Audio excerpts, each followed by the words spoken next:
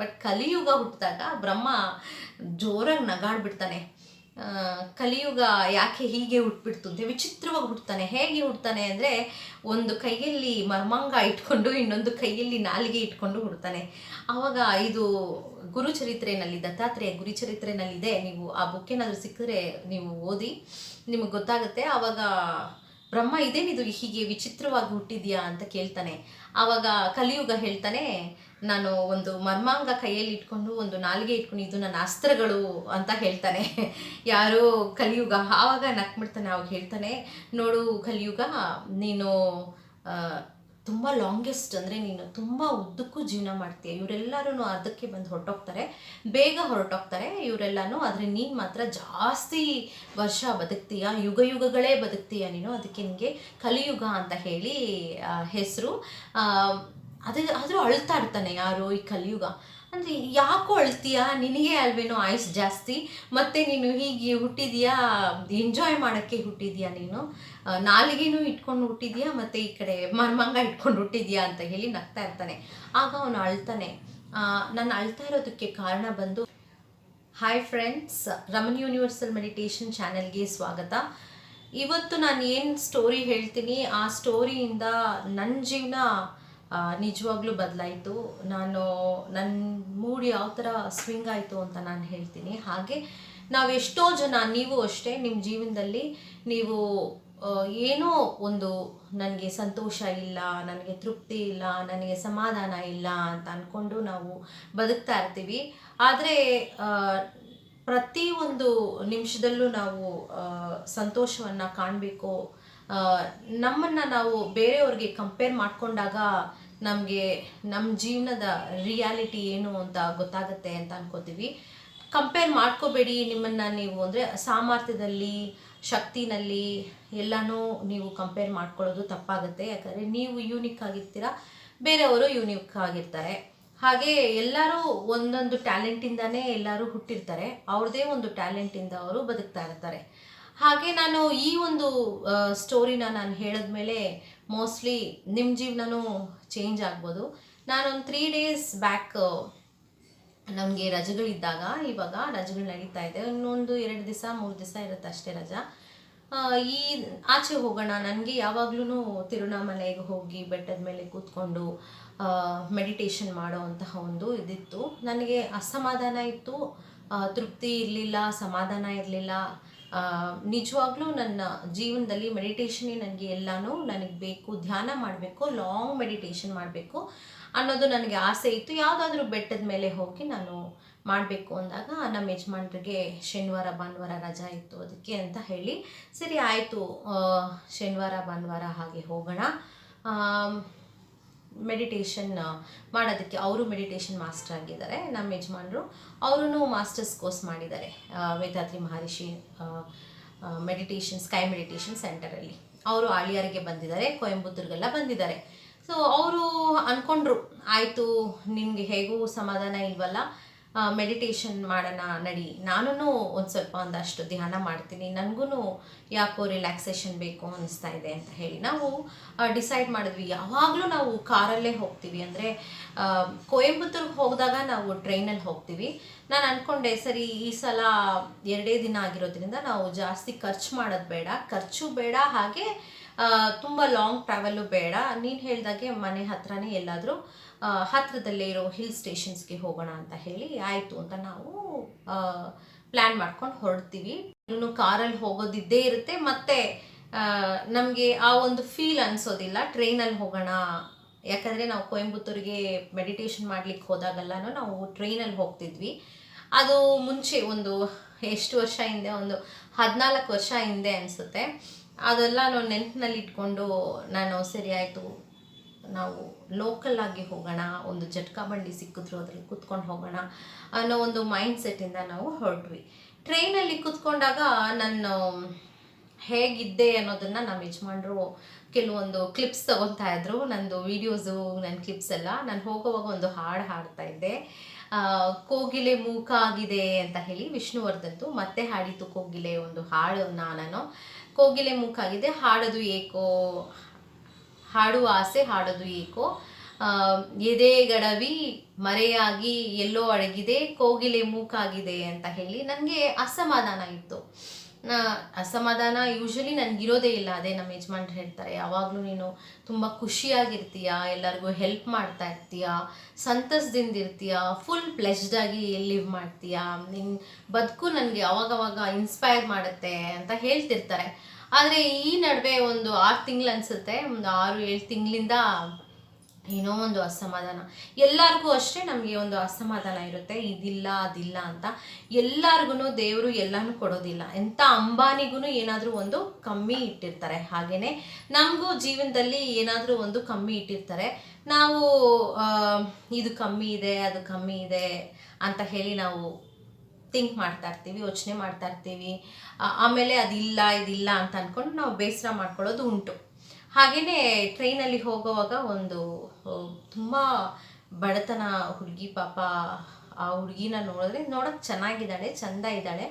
ಅವ್ರ ಅಪ್ಪನ ಜೊತೆ, ಅವ್ರ ಅಪ್ಪನೂ ಅಷ್ಟೇ ಒಂದು ಸ್ವಲ್ಪ ಹರಿದೋಗಿರೋ ಬಟ್ಟೆಗಳೆಲ್ಲ ಹಾಕ್ಕೊಂಡು, ಅವ್ರ ಅಪ್ಪನ ಜೊತೆ ಇನ್ನೊಬ್ರು ಯಾರೋ ಒಬ್ರು ಇದ್ದರು, ಮತ್ತು ಆ ಹುಡುಗಿ ಇದ್ಲು. ನನ್ನ ಹಿಂದೆ ಸೀಟಲ್ಲಿ ಕೂತಿದ್ರು. ನಾನು ಕಿಟಕಿನಲ್ಲಿ ಗಾಳಿನ ನೋಡ್ತಾ, ಬೆಟ್ಟಗಳು, ಹಕ್ಕಿಗಳು, ಆ ಗ್ರೀನರಿ ಎಲ್ಲ ನೋಡಿಕೊಂಡು ಹೋಗ್ತಾ ಇರುವಾಗ ನನಗೆ ನೇಚರ್ ಜೊತೆ ಕನೆಕ್ಟ್ ಆಗ್ತಾ ಒಂದು ಹಾಡ್ತಾ ಹೋಗ್ತಾ ಇದ್ದೆ. ಈ ಹುಡುಗಿ ಹಿಂದ್ಗಡೆಯಿಂದ ಅವ್ರ ಅಪ್ಪನಿಗೆ ತೆಲುಗುನಲ್ಲಿ ಮಾತಾಡ್ತಾಳೆ. ಅವರಪ್ಪ ಹೇಳ್ತಾರೆ, ನಿನಗೆ ಗೊತ್ತಾ ಎಲ್ಲಿ ಸ್ಟಾಪು ಅಂತ. ಅದಕ್ಕೆ ನಂಗೆ ಗೊತ್ತು, ಒಂದು ಸ್ಟಾಪ್ ಬರುತ್ತೆ, ಆ ಸ್ಟಾಪಲ್ಲಿ ಇಳಿದ್ಬಿಟ್ಟು ನೇರ ಹೊರಟ್ರೆ ಅಪ್ಪ ಅಲ್ಲಿ ಕೆಲಸ ಮಾಡೋರು ಇರ್ತಾರೆ, ಅಲ್ಲಿ ಯಾರಾದರೂ ಕೆಲಸ ಕೊಡ್ತಾರೆ ಅಂತ ಹೇಳ್ತಾಳೆ.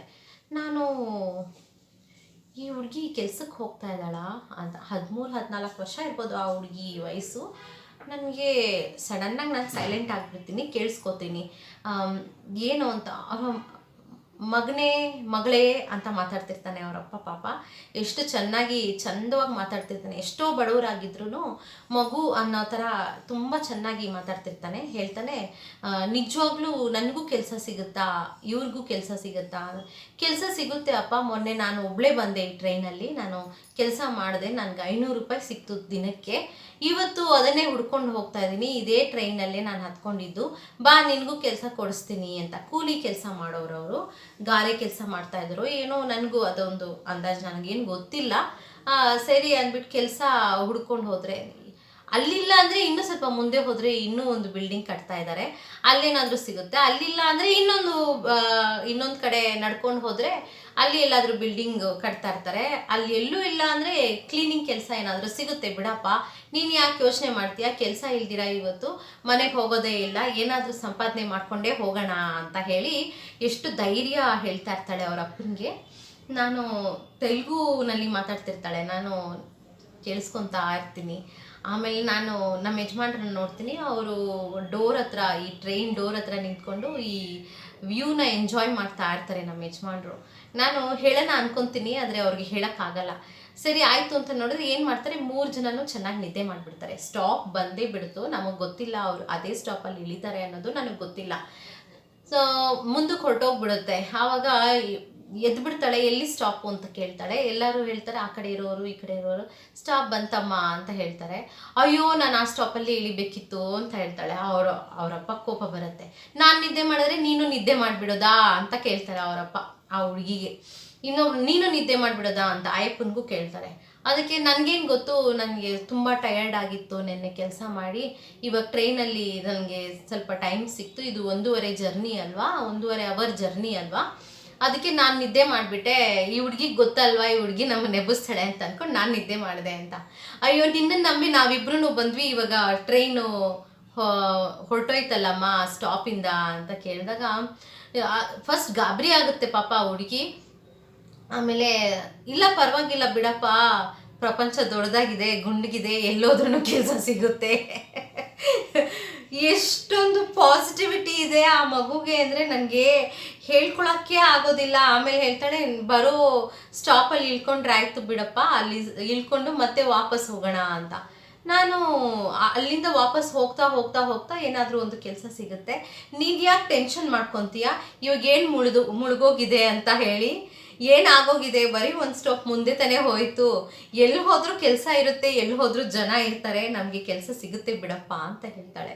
ನನಗಂತೂ ಆ ಒಂದು ಪಾಸಿಟಿವಿಟಿ ಕೇಳಿಬಿಟ್ಟು ನಾನು ಆಮೇಲೆ ತಿರ್ಗಿ ನೋಡ್ತೀನಿ. ನೆಕ್ಸ್ಟ್ ಸ್ಟಾಪ್ಗೆ ಇಳಿತಾಳೆ, ನನ್ನ ಮುಂದೆ ಹೀಗೆ ಹೋಗಿ ಇಳಿತಾಳೆ. ಆವಾಗ ನನಗನ್ಸುತ್ತೆ, ಯಾರ ಹುಡುಗಿ ಸರಿಯಾಗಿ ನೋಡಿಲ್ಲ ನಾನು ಅಂತ ಹೇಳಿ ನಾನು ನೋಡಿದಾಗ ಏನೂ ಇಲ್ಲ ಪಾಪ, ಕಿವಿನಲ್ಲಿಲ್ಲ, ಮೂಗಲ್ಲಿಲ್ಲ, ಕತ್ತಲ್ಲಿಲ್ಲ, ಕೈಯಲ್ಲಿಲ್ಲ, ಬಳೆ ಇಲ್ಲ, ಕಾಲಲ್ಲಿ ಗೆಜ್ಜೆ ಇಲ್ಲ, ಏನೂ ಇಲ್ಲ. ಆ ಮಗುಗೆ ಬಟ್ಟೆನೂ ಒಂದು ಸ್ವಲ್ಪ ಹಳೇ ಲಂಗ ಬ್ಲೌಸ್ ಹಾಕ್ಕೊಂಡಿತ್ತು. ನಾನು ಆವಾಗ ಅಂದ್ಕೊಳ್ಳೋದು, ಕೂದಲಿಗೂ ಎಣ್ಣೆ ಹಾಕಿಲ್ಲ ಪಾಪ, ಏನೂ ಇಲ್ಲ, ಆದರೂ ಚೆಂದ ಇದೆ ಹುಡುಗಿ, ಒಂದು ಬ್ಯೂಟಿಫುಲ್ ಆಗಿದೆ. ಆವಾಗ ನಾನು ಅಂದ್ಕೊಂಡೆ, ನಾನು ಏನೂ ಇಲ್ಲ, ನನಗೆ ಸಮಾಧಾನ ಇಲ್ಲ, ನನಗೆ ಇದಿಲ್ಲ ಅದಿಲ್ಲ ಅಂತ ಅಂದ್ಕೊಂಡು ನಾನು ಕೊಡ್ತಾ ಇದ್ದೀನಲ್ಲ ಇಷ್ಟು ದಿವಸ. ನಾನು ಎಲ್ಲ ಇದೆ, ನನಗೆ ದೇವ್ರಿಗೆ ನಾನು ಗ್ರ್ಯಾಟಿಟ್ಯೂಡ್ಸ್ ಕೊಡಬೇಕು ಅಂತ ಹೇಳಿ ವೇದಾತ್ರಿ ಮಹರ್ಷಿ ಮೆಡಿಟೇಷನ್ಗೆ ಸೆಂಟರ್ಗೆ ನಾವು ಹೋದಾಗ ಫಸ್ಟ್ ಚಾಪ್ಟರೇ ಬ್ಲೆಸ್ಸಿಂಗ್ಸ್ ನಾವು ಎಲ್ಲರಿಗೂ ಮನಸ್ಫೂರ್ತಿಯಾಗಿ ನಾವು ಬ್ಲೆಸ್ಸಿಂಗ್ಸ್ ಕೊಡಬೇಕು ಅಂತ ಹೇಳ್ತಾರೆ. ಅಲ್ಲಿಂದ ಶುರುವಾಗುತ್ತೆ. ನಾನು ಮಾಸ್ಟರ್ ಆದಾಗಲೂ ಬೇರೆಯವ್ರಿಗೆ ಬ್ಲೆಸ್ಸಿಂಗ್ಸ್ ಹೇಗೆ ಕೊಡೋದು ಅಂದರೆ, ಮನಸ್ಫೂರ್ತಿಯಾಗಿ ನಾವು ಅವ್ರನ್ನ ಆರೈಸಬೇಕು, ಬದುಕಿಗೆ ಒಂದು ಆಶೀರ್ವಾದ ಮಾಡಬೇಕು ಅನ್ನೋದನ್ನು ನಾವು வாழ்க வளமுடன் ಅಂತ ಹೇಳಿ ನಾವು ಮಾಡ್ತಾ ಇರ್ತೀವಿ. ಆವಾಗ ನಾನು ಅದೆಲ್ಲ ನೆನಪು ಮಾಡಿಕೊಂಡೆ, ಅಯ್ಯೋ ನನಗೆ ದೇವರು ಎಲ್ಲ ಕೊಟ್ಟಿದ್ದಾನೆ ಅಲ್ವಾ, ಯಾವುದೋ ಒಂದು ಕೊಟ್ಟಿಲ್ಲ ಅಂತ ಹೇಳಿ ನಾನು ಅದಿಲ್ಲ ಇದಿಲ್ಲ ಅಂತ ಅಂದ್ಕೊಂಡು ನಾನು ಕೊರಗ್ತಾ ಇದ್ದೆ.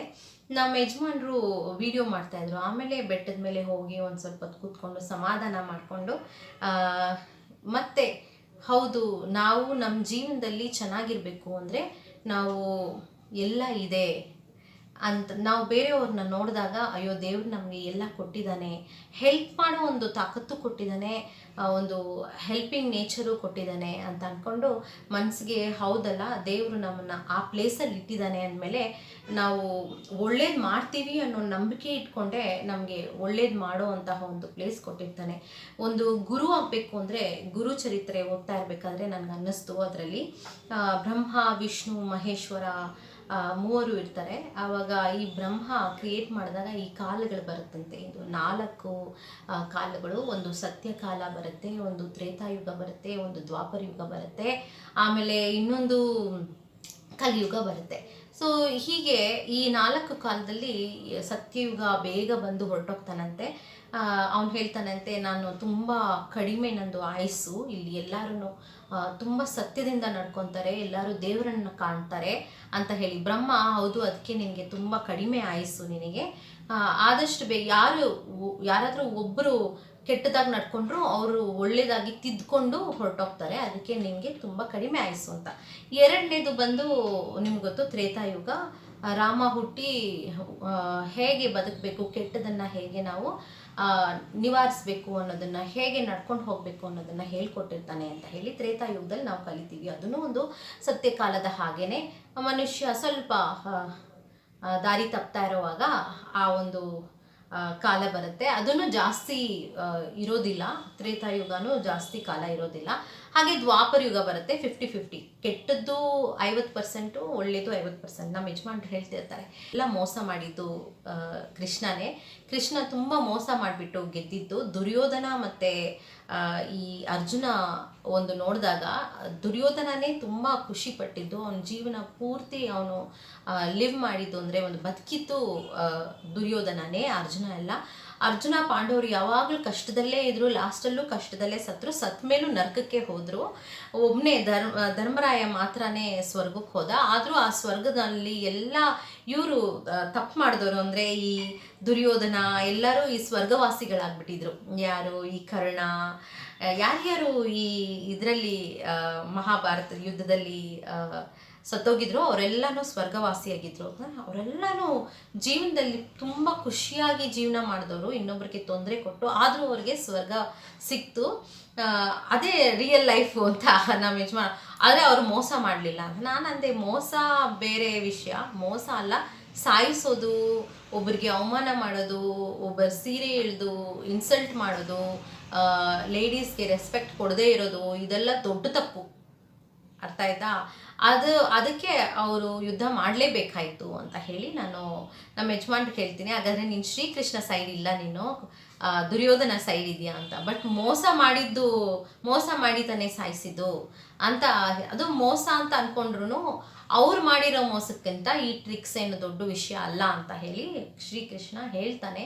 ಶ್ರೀಕೃಷ್ಣ ಮಾತು ಕೇಳಿನೇ ಯುದ್ಧ ಗೆಲ್ದಿರ್ತಾರೆ. ಸೊ 50-50% ಒಂದು ಕೆಟ್ಟದಾದರೆ ಒಂದು ಒಳ್ಳೆಯದು, ಅಟ್ ಲಾಸ್ಟ್ ಒಳ್ಳೆಯದೇ ಗೆಲ್ಲುತ್ತೆ. ಅಂದರೆ ಪಾಂಡವರೇ ಗೆಲ್ತಾರೆ. ಹಾಗೆ ಕೆಟ್ಟದ್ದು ಎಷ್ಟೇ ತಾಂಡವ ಆಡಿದ್ರೂ ಒಳ್ಳೇದ್ರ ಮುಂದೆ ಇರೋದಿಲ್ಲ ಅನ್ನೋದನ್ನು ದ್ವಾಪರ ಯುಗ ತೋರಿಸುತ್ತೆ. ಬಟ್ ಕಲಿಯುಗ ಹುಟ್ಟಿದಾಗ ಬ್ರಹ್ಮ ಜೋರಾಗಿ ನಗಾಡ್ಬಿಡ್ತಾನೆ. ಕಲಿಯುಗ ಯಾಕೆ ಹೀಗೆ ಹುಟ್ಬಿಡ್ತು ಅಂತ ವಿಚಿತ್ರವಾಗಿ ಹುಡ್ತಾನೆ. ಹೇಗೆ ಹುಡ್ತಾನೆ ಅಂದರೆ ಒಂದು ಕೈಯಲ್ಲಿ ಮರ್ಮಾಂಗ ಇಟ್ಕೊಂಡು ಇನ್ನೊಂದು ಕೈಯಲ್ಲಿ ನಾಲಿಗೆ ಇಟ್ಕೊಂಡು ಹುಡ್ತಾನೆ. ಆವಾಗ ಇದು ಗುರುಚರಿತ್ರೆಯಲ್ಲಿ, ದತ್ತಾತ್ರೇಯ ಗುರುಚರಿತ್ರೆಯಲ್ಲಿದೆ. ನೀವು ಆ ಬುಕ್ ಏನಾದರೂ ಸಿಕ್ಕಿದ್ರೆ ನೀವು ಓದಿ, ನಿಮಗೆ ಗೊತ್ತಾಗುತ್ತೆ. ಆವಾಗ ಬ್ರಹ್ಮ ಇದೇನಿದು ಹೀಗೆ ವಿಚಿತ್ರವಾಗಿ ಹುಟ್ಟಿದ್ಯಾ ಅಂತ ಕೇಳ್ತಾನೆ. ಆವಾಗ ಕಲಿಯುಗ ಹೇಳ್ತಾನೆ, ನಾನು ಒಂದು ಮರ್ಮಾಂಗ ಕೈಯಲ್ಲಿ ಇಟ್ಕೊಂಡು ಒಂದು ನಾಲಿಗೆ ಇಟ್ಕೊಂಡು ಇದು ನನ್ನ ಅಸ್ತ್ರಗಳು ಅಂತ ಹೇಳ್ತಾನೆ. ಯಾರೋ ಕಲಿಯುಗ. ಆವಾಗ ನಕ್ಬಿಡ್ತಾನೆ. ಅವಾಗ ಹೇಳ್ತಾನೆ, ನೋಡು ಕಲಿಯುಗ, ನೀನು ತುಂಬ ಲಾಂಗೆಸ್ಟ್, ಅಂದರೆ ನೀನು ತುಂಬ ಉದ್ದಕ್ಕೂ ಜೀವನ ಮಾಡ್ತೀಯ. ಇವರೆಲ್ಲರೂ ಅದಕ್ಕೆ ಬಂದು ಹೊರಟೋಗ್ತಾರೆ, ಬೇಗ ಹೊರಟೋಗ್ತಾರೆ ಇವರೆಲ್ಲನೂ. ಆದರೆ ನೀನು ಮಾತ್ರ ಜಾಸ್ತಿ ವರ್ಷ ಬದುಕ್ತೀಯ, ಯುಗಗಳೇ ಬದುಕ್ತೀಯ ನೀನು. ಅದಕ್ಕೆ ನಿನಗೆ ಕಲಿಯುಗ ಅಂತ ಹೇಳಿ ಹೆಸರು. ಆದರೂ ಅಳ್ತಾ ಇರ್ತಾನೆ ಯಾರು ಈ ಕಲಿಯುಗ. ಅಂದರೆ ಯಾಕೋ ಅಳ್ತೀಯ, ನಿನಗೆ ಅಲ್ವೇನೋ ಆಯುಸ್ ಜಾಸ್ತಿ, ಮತ್ತು ನೀನು ಹೀಗೆ ಹುಟ್ಟಿದೀಯಾ, ಎಂಜಾಯ್ ಮಾಡೋಕ್ಕೆ ಹುಟ್ಟಿದೀಯಾ, ನೀನು ನಾಲಿಗೆನೂ ಇಟ್ಕೊಂಡು ಹುಟ್ಟಿದೀಯಾ, ಮತ್ತು ಈ ಕಡೆ ಮರ್ಮಂಗ ಇಟ್ಕೊಂಡು ಹುಟ್ಟಿದೀಯಾ ಅಂತ ಹೇಳಿ ನಗ್ತಾ ಇರ್ತಾನೆ. ಆಗ ಅವನು ಅಳ್ತಾನೆ. ನಾನು ಅಳ್ತಾ ಇರೋದಕ್ಕೆ ಕಾರಣ ಬಂದು ಕಲಿಯುಗದಲ್ಲಿ ನಾನು ಜನರನ್ನ ನಾನು ಇನ್ಫ್ಲೂಯೆನ್ಸ್ ಮಾಡಬೇಕು ಅಂದರೆ ಈ ನಾಲ್ಗೆಯಿಂದ ಮತ್ತು ಈ ಮರ್ಮಾಂಗದಿಂದನೇ ನಾನು ಇನ್ಫ್ಲೂಯೆನ್ಸ್ ಮಾಡೋದು. ಆದರೆ ಈ ನನಗೆ ಹೆದರಿಕೆ, ಕೆಲವ್ರನ್ನ ನೋಡಿದ್ರೆ ನನಗೆ ಹೆದರಿಕೆ, ಅವರಿಂದ ನನಗೆ ಅಳು ಬರ್ತಾ ಇದೆ ಅಂತ. ಅದಕ್ಕೆ ಯಾರನ್ನ ನೋಡಿದ್ರೆ ನಿನಗೆ ಹೆದರಿಕೆ ಅಂತ ಕೇಳಿ ಬ್ರಹ್ಮ ಕೇಳ್ತಾನೆ. ಆವಾಗ ಕಲಿಯುಗ ಹೇಳ್ತಾನೆ, ನನಗೆ ಗುರುಗಳನ್ನ ನೋಡಿದ್ರೆ ನನಗೆ ಹೆದರಿಕೆ ಅಂತ. ಗುರುಗಳು ಯಾಕೆ ಗುರುಗಳನ್ನ ನೋಡಿದ್ರೆ ಅಂದರೆ, ಗುರುಗಳು ಯಾವಾಗ್ಲೂ ಮಕ್ಕಳನ್ನ ಪೀಳಿಗೆನ ಬರೋ ಪೀಳಿಗೆಗಳಿಗೆ ಒಳ್ಳೆಯದನ್ನು ಹೇಳ್ಕೊಡ್ತಾ ಇರ್ತಾರೆ, ಕೆಟ್ಟದನ್ನು ಹೇಳ್ಕೊಡೋದಿಲ್ಲ. ನಾನು ಕೆಟ್ಟದನ್ನು ಇನ್ಫ್ಲೂಯೆನ್ಸ್ ಮಾಡ್ತಿರ್ತೀನಿ. ಒಂದು ಜೀವನದಲ್ಲಿ ಕೆಟ್ಟೋಗ್ಬೇಕು ಅಂದರೆ ನಾಲಿಗೆ ಮಾತಾಡುತ್ತಲ್ಲ, ಆ ಪ್ಲೆಷರಿಂದ ಮತ್ತು ನಾಲಿಗೆಯಿಂದನೇ ಕೆಡೋದು, ಇನ್ನೊಂದು ಮರ್ಮಾಂಗ ಕಾಮದಿಂದ ಕೆಡುತ್ತೆ ಅಂತ ಹೇಳಿ ಅವ್ನು ಹೇಳ್ತಾನೆ. ಇದರಿಂದ ಇನ್ಫ್ಲೂಯೆನ್ಸ್ ಆಗೋದು ತುಂಬ ಜನ ಇದ್ದಾರೆ, ಇನ್ಫ್ಲೂಯೆನ್ಸ್ ಆಗ್ತಾರೆ. ಆದರೆ ಈ ಗುರುಗಳು ಅಂತ ಯಾರು ಆಗ್ತಾರೋ, ಟೀಚರ್ಸ್ ಅಂತ ಯಾರು ಆಗ್ತಾರೋ, ಅವರು ಸರಿಪಡಿಸ್ಲಿಕ್ಕೆ ಅಂತ ಇರ್ತಾರೆ. ಅವ್ರು ಯಾವಾಗಲೂ ಅವರು ಪಡಿಸ್ತಾರೆ. ಅವರು ಗುರುಗಳ ಸ್ಥಾನದಲ್ಲಿ ಬಂದು ಕೂತ್ಕೊತಾರೆ ಅಂತ ಹೇಳಿ ಅವನು ಹೇಳ್ತಾನೆ. ನನಗೆ ಈ ಗುರುಗಳನ್ನ ನೋಡಿದ್ರೆ ನನಗೆ ಭಯ ಅಂತ. ಅದಕ್ಕೆ ಇದು ಗುರು ಚರಿತ್ರೆಯಲ್ಲಿರೋದು. ಆವಾಗ ಬ್ರಹ್ಮ ಹೇಳ್ತಾನೆ, ಏನು ಯೋಚನೆ ಮಾಡಬೇಡ ಕಲಿಯುಗ, ನೀನು ತುಂಬ ಉದ್ದಕ್ಕೂ ನೀನು ಜೀವನ ಮಾಡ್ತೀಯ. ಅಕಸ್ಮಾತ್ ಗುರುಗಳು ಎಲ್ಲರಿಗೂ ಸತ್ಯ, ನೀತಿ, ಧರ್ಮ ಅಂತೆಲ್ಲನೂ ಪಾಠ ಮಾಡಿಬಿಟ್ಟು ಒಳ್ಳೇದು ಯಾವುದು ಕೆಟ್ಟದ್ದು ಯಾವುದು ಅಂತೆಲ್ಲನೂ ಪಾಠ ಮಾಡಿಬಿಟ್ರೆ ಆಗ ಕಲಿಯುಗದಲ್ಲಿ ಯಾರೂ ಇರೋದೇ ಇಲ್ವಲ್ಲ.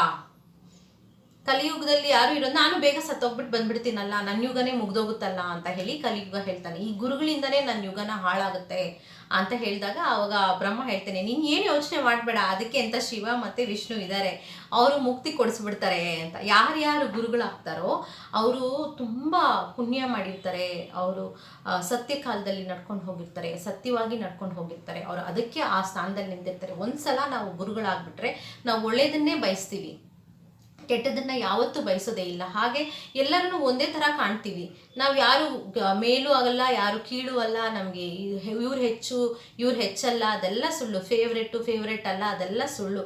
ಎಲ್ಲರೂ ನಮಗೆ ಒಂದೇ ಆಗಿರ್ತಾರೆ. ಗುರುಗಳ ಸ್ಥಾನದಲ್ಲಿ ಇರೋರ್ಗೆ ಮಾತ್ರನೇ ಗೊತ್ತಾಗುತ್ತೆ. ತಂದೆ ತಾಯಿಗೆ ಎಲ್ಲ ಮಕ್ಕಳು ಒಂದೇ ಹೇಗಿರುತ್ತಾರೋ ಹಾಗೇನೆ ಗುರುಗಳಿಗೂ ಎಲ್ಲ ಮಕ್ಳಿಗೂ ಪಾಠ ಮಾಡುವಾಗ ಎಲ್ಲರೂ ಒಂದೇ ಸ್ಥಾನದಲ್ಲಿ ಇರ್ತಾರೆ, ಒಂದೇ ನೇರದಲ್ಲೇ ನೋಡ್ತಾರೆ ಎಲ್ಲರನ್ನು.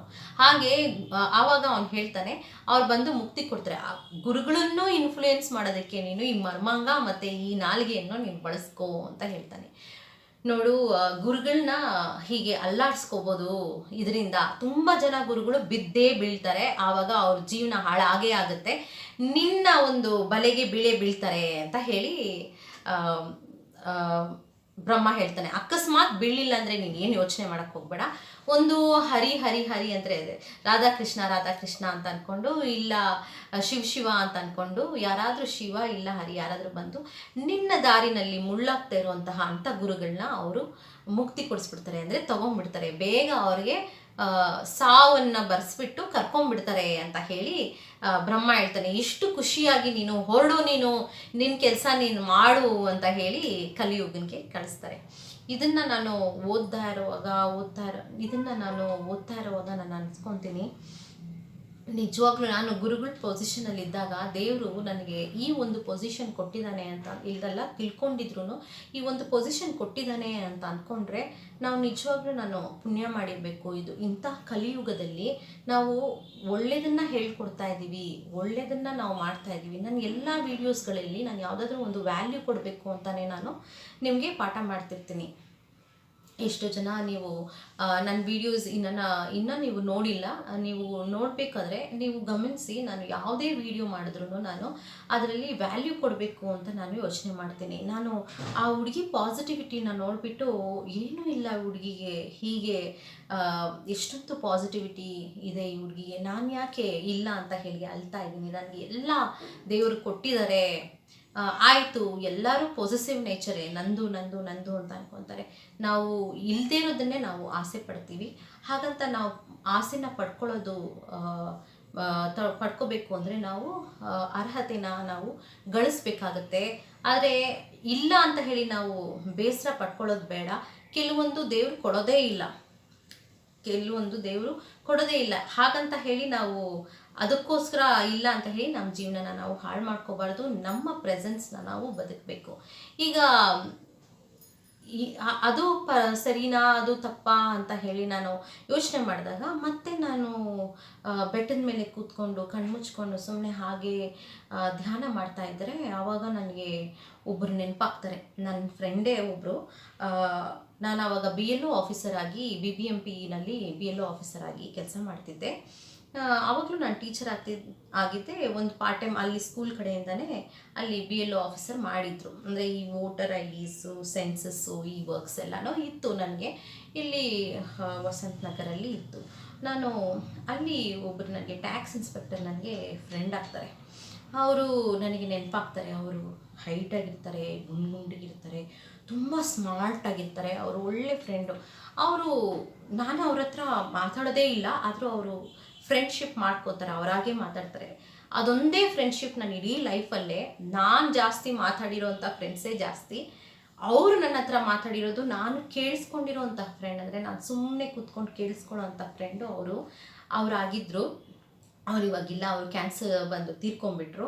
ಅವ್ರು ನನಗೆ ಎಕ್ಸ್ಪ್ಲೇನ್ ಮಾಡೋರು. ಸಂಜೆ ಎಲ್ಲ ಸ್ಕೂಲ್ ಕೆಲಸ ಮುಗಿಸ್ಕೊಂಡು ಇದು ವೋಟರ್ ID ಕೆಲಸಕ್ಕೆ ಅಂತ ಹೋದಾಗ ನಾವು ಯಾರಿಗೆ ವೋಟರ್ ID ಇಲ್ಲ, ಯಾರು ಸತ್ತೋದ್ರು ಯಾರು ಸತ್ತಿಲ್ಲ ಅಂತೆಲ್ಲ ನಾವು ನೋಟ್ ಮಾಡ್ಕೊಂಡು ಬಂದು ನಾವು ಅಲ್ಲಿ ಕೊಡಬೇಕಾಗಿತ್ತು. ಇನ್ನಷ್ಟು ಇನ್ಫಾರ್ಮೇಷನ್ಸ್ ಎಲ್ಲ ಸಿಗ್ತಿತ್ತು. ಅವ್ರು ನನಗೆ ಬಿರಿಯಾನಿ ಎಲ್ಲ ಕೊಡಿಸೋರು. ಕೂತ್ಕೊಂಡು ಬಿರಿಯಾನಿ ಎಲ್ಲ ಕೊಡಿಸಿ ಅವ್ರ ಮಾತನ್ನು ಕೇಳಲಿ ಅಂತ, ಮೋಸ್ಟ್ಲಿ ನಾನು ತಿನ್ನೋವರೆಗೆ ಅಟ್ಲೀಸ್ಟ್ ನಾನು ಕೇಳ್ತಾ ಇರ್ತೀನಿ ಅವ್ರು ಹೇಳೋದು ಅಂತ. ಅವ್ರಿಗೆ ಕ್ಯಾನ್ಸರ್ ಹೇಗೆ ಅವ್ರಿಗೆ ನೋವಾಗ್ತಾಯಿತ್ತು, ಒಳಗಡೆ ಹೇಗೆ ಬಂತು ಕ್ಯಾನ್ಸರು, ಅವ್ರು ದಿಢೀರಂತ ಹೇಗೆ ಫೀಲ್ ಮಾಡ್ಕೊತಾ ಇದ್ದಾರೆ, ಅದನ್ನೆಲ್ಲನೂ ಅವ್ರ ಹೆಂಡತಿಗೆ ಅವ್ರ ಮನೆಯವ್ರಿಗೆ ಹೇಳ್ಕೊಳಕ್ಕಾಗ್ತಾ ಇಲ್ಲ. ಯಾಕಂದರೆ ಅವ್ರ ಬಿಹೇವಿಯರ್ ಇಸ್ ಕ್ವೈಟ್ ಡಿಫ್ರೆಂಟ್ ಆಗಿ ಒಳ್ಳೆ ಮಗು ಥರ ನೋಡ್ಕೊಳಕ್ಕೆ ಶುರು ಮಾಡಿಬಿಟ್ಟಿದ್ದಾರೆ ಮನೆಯಲ್ಲಿ. ಇದನ್ನೆಲ್ಲನೂ ನಾನು ಎಕ್ಸ್ಪ್ರೆಸ್ ಮಾಡ್ಲಿಕ್ಕೆ ಆಗ್ತಾ ಇಲ್ಲ, ನಾನು ನಿಮ್ಮ ಹತ್ರ ಎಕ್ಸ್ಪ್ರೆಸ್ ಮಾಡ್ಕೊಳ್ಳ ರಮ್ನಿ ಮೇಡಮ್ ಅಂತ ಹೇಳಿದರು. ನಾನು ಅಯ್ಯೋ ಸರ್ ನೀವು ಹೇಳಿ ಸರ್, ನನಗೆ ಪರವಾಗಿಲ್ಲ ನಾನು ಕೇಳಿಸ್ಕೊತೀನಿ ಅಂತ. ಆವಾಗ ನನ್ನ ಮಗುನ ನನ್ನ ಮತ್ತೆ ಮಾವ ಹತ್ರ ಬಿಟ್ಟಿದ್ದೆ. ನನಗೇನೂ ತೊಂದರೆ ಇರಲಿಲ್ಲ, ಆರಾಮಾಗಿ ಕೂತ್ಕೊಂಡು ನಾನು ಕೇಳಿಸ್ಕೊತೀನಿ, ಯಾವ ಆ ಥರನೂ ಇಲ್ಲ, ನೀವು ಹೇಳಿ ಸರ್ ಅಂತ ಕೇಳಿಸ್ಕೊತಿದ್ದೆ. ಆವಾಗ ಹೇಳೋರು, ಪ್ರತಿ ಕ್ಷಣ ನಾವು ಏನು ಸಂತೋಷ ಪಡ್ತೀವಲ್ಲ ಅದೇ ನಮಗೆ ಮುಖ್ಯ. ಇವಾಗ ದೇವ್ರು ನನಗೆ ಎಲ್ಲ ಕೊಟ್ಟಿದ್ದಾನೆ. ನಾನೊಂದು government official tax inspector, government ಕೆಲಸ ಎಲ್ಲನೂ ಕೊಟ್ಟಿದ್ದಾನೆ. ನನಗೆ ಒಳ್ಳೆ ಹೆಂಡತಿ, ಒಳ್ಳೆ ಬ್ಯೂಟಿಫುಲ್ ಇದ್ದಾಳೆ, ನನಗೆ 2 ಮಕ್ಕಳು, ಅದು ಗಂಡು ಮಕ್ಕಳು, ನನಗೆ ಎಲ್ಲನೂ ಕೊಟ್ಟಿದ್ದಾನೆ. ಆದರೆ ನೋಡಿ ನನಗೆ ಆಯುಸ್ಸೇ ಕೊಟ್ಟಿಲ್ಲ ನೋಡಿ ಅಂತ ನನಗೆ ಒಂಥರ ಆಗೋದು. ಅವ್ರು ಹೇಳ್ತಾರೆ, ಅವರು ಒಂದು ಗ್ಯಾಪ್ ಬಿಡ್ದಿರ ಮಾತಾಡೋರು. ನಾನು ಸಿಕ್ಬಿಟ್ಟಿದ್ದೀನಿ, ಎಲ್ಲ ಹೇಳ್ಬಿಡೋಣ ಅಂತ ಹೇಳಿ, ರಮ್ನಿ ಮೇಡಮ್ಗೆ ಹೇಳ್ಬಿಡೋಣ ಅಂತ ಹೇಳಿ ಆ ನೋವು, ಆ ಬಾಧೆ, ಹೇಗೆ ಹಿಂಸೆ ಆಗೋದು ಅದೆಲ್ಲ ನನಗೆ ಹೇಳ್ತಾ ಇದ್ರು. ನಾನು ಆವಾಗ ಕೇಳಿಸ್ಕೊತಾ ಇದ್ದೆ. ಅವರು ನನಗೆ ನೆನಪಾದರು. ಇರೋದ್ರಲ್ಲಿ ನಾವು ಸಂತೋಷವಾಗಿ ಆ ಮೊಮೆಂಟಲ್ಲಿ ನಾವು ಜೀವನ ಮಾಡ್ತೀವಲ್ಲ, ಅದು ನನಗೆ ತುಂಬ ತುಂಬ ಹಿಡಿಸ್ಬಿಡ್ತು ಅವಾಗ ಅಂತ ಅನ್ನಿಸ್ತು. ಅಯ್ಯೋ ಇಲ್ಲ ಇಲ್ಲ ಅಂತ ಕೊರಗಿ ನಾವು ಸಾಯೋದಕ್ಕಿಂತ ಆ ಒಂದು ಕ್ಷಣ ನಾನು ಚೆನ್ನಾಗಿ ಅನುಭವಿಸ್ಬಿಟ್ಟು ಸಾಯೋದು ಒಳ್ಳೆಯದು ಅಂತ. ಆವಾಗ ಅವ್ರು ಹೇಳೋರು, ರಮ್ನಿ ಮೇಡಮ್, ನನಗೆ ಹೀಗೆ ಹೇಳ್ಕೊಳ್ಬೇಕು ಅಂತ ಆಸೆ, ನನ್ನ ಹೆಂಡತಿಗೆ ನನ್ನ ಮಗಳಿಗೆ ಹೀಗೆ ಹೇಳ್ಕೊಬೇಕು ಅಂತ ಆಸೆ. ಆದರೆ ಅವರು ನನ್ನನ್ನು ಪಿಟಿ ಒಂಥರ ಕರುಣೆಯಿಂದ ನೋಡ್ತಾರೆ. ಅವರ ಅಳುನ ಎಲ್ಲನೂ ಅವರು ದಬ್ಬಾಕೊಂಡು ಅವ್ರು ಬೇರೆ ಕಡೆ ಹೋಗಿ ಅಳ್ತಾರೆ. ನನ್ನ ಮುಂದೆ ಅವರು ನಗ್ನಗ್ತಾ ಇರ್ತಾರೆ. ಅವ್ರಿಗೆ ಗೊತ್ತು ನಾನು ತುಂಬ ದಿನ ಬದುಕೋದಿಲ್ಲ, ನಂದು ಲಾಸ್ಟ್ ಸ್ಟೇಜ್ ಇದೆ ಅಂತ ಹೇಳಿ. ಬರ್ತಾ ಬರ್ತಾ ಬರ್ತಾ ನಾನು ಸರ್ನ ನೋಡೋವಾಗ ಕೂದಲೆಲ್ಲ ಬಿದ್ದೋಯ್ತು. ಹೀಗೆ ದಪ್ಪ ಇರೋರು, ಹೈಟಾಗಿರೋ ಸಣ್ಣ ಆಗಿಬಿಟ್ರು, ಒಳ್ಳೆ ಸ್ಕೆಲಿಟನ್ ಥರ ಆಗಿಬಿಟ್ರು. ಆವಾಗಲೂ ಬರೋರು ಏನು ಮಾತಾಡ್ತಾ ಇರ್ತಾರಲ್ಲ, ಆವಾಗ ಸಡನ್ನಾಗಿ ಮರುವು ಅವ್ರಿಗೆ. ಅಂದರೆ ನೆನಪಿನ ಶಕ್ತಿನೇ ಇರೋದಿಲ್ಲ, ಬೇರೆ ಎಲ್ಲೋ ಹೊರಟೋಗ್ಬಿಡುತ್ತೆ. ಏನೋ ಅವ್ರ ಮದುವೆನಲ್ಲಿ ಅವ್ರು ಹಾಡು ಹಾಡಿದ್ದು ಅದೆಲ್ಲ ಹೇಳ್ತಾಯಿದ್ರು. ನಾನು ಒಂದು ಮನುಷ್ಯ ನೆನಪು ಇದ್ದಾಗಲೇ, ಅಂದರೆ ನಮಗೆ ನೆನಪಿನ ಶಕ್ತಿ ಇದ್ದಾಗ ನಮಗೆ ಅರ್ಥ ಆಗುತ್ತೆ, ಇಲ್ಲ ಅಂದರೆ ನಾವು ಮನುಷ್ಯರೇ ಅಲ್ಲ, ನಮ್ಮ ಜೀವನ ನಮಗೆ ಗೊತ್ತಾಗಲ್ಲ. ಸೊ ನೆನಪಿನ ಶಕ್ತಿ ಮತ್ತು ಮೆಮರಿ ತುಂಬ ಇಂಪಾರ್ಟೆಂಟು. ಹಾಗೆ ನಾವು ಹೇಗೆ ಬದುಕಿರ್ತೀವಿ ಅನ್ನೋದು ಎಲ್ಲ ಇಂಪಾರ್ಟೆಂಟು. ನಾವು ಯಾವಾಗಲೂ ಇಲ್ಲ ಇಲ್ಲ ಅಂತ ಅನ್ಕೊತೀವಿ, ನಾವು ಅದನ್ನು ಗ್ರ್ಯಾಟಿಟ್ಯೂಡ್ಸ್ ಕೊಡಬೇಕು ಅಂತ. ಒಂದು 3 ತಿಂಗಳ ಹಿಂದೆ ನಾನು ನಮ್ಮ ಸ್ಪಿರಿಚುವಲ್ ಮಾಸ್ಟರ್ಗೆ ಕೇಳಿದ್ದೆ, ನನಗೆ ಯಾಕೋ ಅಸಮಾಧಾನ ಆಗ್ತಿದೆ, ನಾನು ಬಂದಿದ್ದೀನಿ, ಮತ್ತೆ ನನಗೆ ದೀಕ್ಷೆ ಕೊಡಿ ಅಂತ ಹೇಳಿ. ದೀಕ್ಷೆ ಕೊಟ್ಟರು. ಅವ್ರು ಹೇಳಿದ್ರು 28 ಅಂದರೆ ಸೆಪ್ಟೆಂಬರ್ 28ನೇ ತಾರೀಕು ನಾನು ಎಲ್ಲ ಕುಂಡಲಿನಿ ದೀಕ್ಷೆ ಕೊಟ್ಬಿಡ್ತೀನಿ ಅಂತ. ಒಂದು ಆಜ್ಞೆ ದೀಕ್ಷೆನ ಮತ್ತು ಶಾಂತಿ ದೀಕ್ಷೆನ ಕೊಟ್ಟು ಕಳಿಸ್ತಾರೆ ನನಗೆ.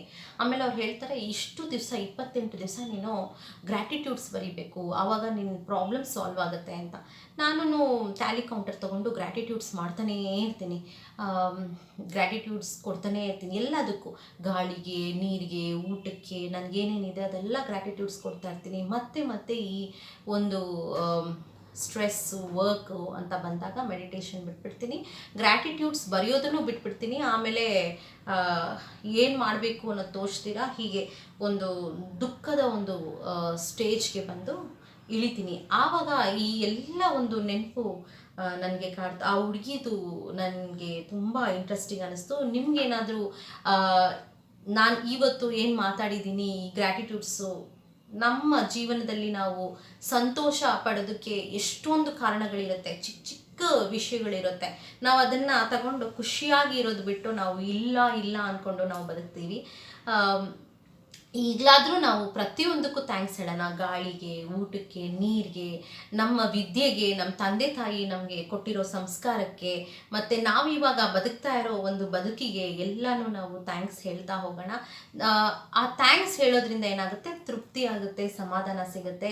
ಹಾಗೆ ನಾವು ಸಂತೋಷವಾಗಿ ಆ ಒಂದು ಕ್ಷಣನ ನಾವು ಕಳಿತೀವಿ.